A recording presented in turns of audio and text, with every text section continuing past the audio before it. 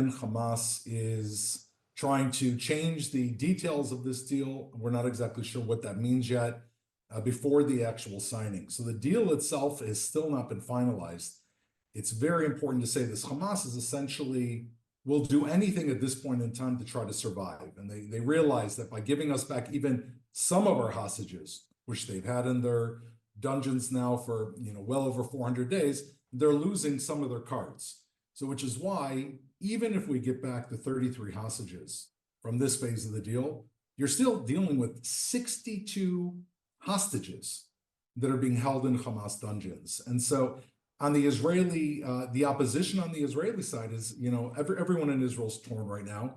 On one hand, we've been begging, praying for a deal to bring our people home. On the other hand, this is a deal with the devil, and the devil wants to kill us. And so therefore, by allowing Hamas to have time to rearm and to re-coordinate and to repair the damage that we've inflicted upon them could mean more hostages taken from Israel, more fighting in the future. Well, so I was going to ask you this.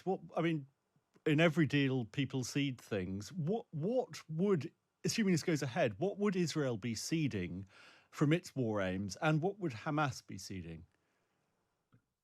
Look, from the Israeli side, we're ceding safety and security. Hamas is a vicious terror regime, part of the Muslim Brotherhood, part of the world axis of terror. We know what they're capable of, and we know what they want to do. I mean, there are terror regimes we can speak about hypothetically. Hamas has proven by attacking Israel on October 7th and brutally massacring and raping 1,200 people, and they still are holding our hostages. I mean, this isn't goodwill. And so by Israel pulling out of the areas, we're after Hamas to destroy them, because the idea is that we cannot live with Hamas functioning on our border. Otherwise, they'll carry out another October 7th. And so by giving in, Israel's giving back an enormous amount by pulling back. The other thing is we're releasing, these are not prisoners that we're releasing from our jails, with the exception of a few women and children that were involved in terror acts. These are terrorists who have been convicted for multiple life sentences for directly killing Israelis. And so by putting those people back on the streets, I mean, can you imagine if, England, if Britain opened its jails and allowed the people on death row to walk around the streets and have access, even if you put them, let's say, over the border, how would you feel? So Israel's giving up a great amount, and the only reason we're doing it is because we're so desperate to bring our people home.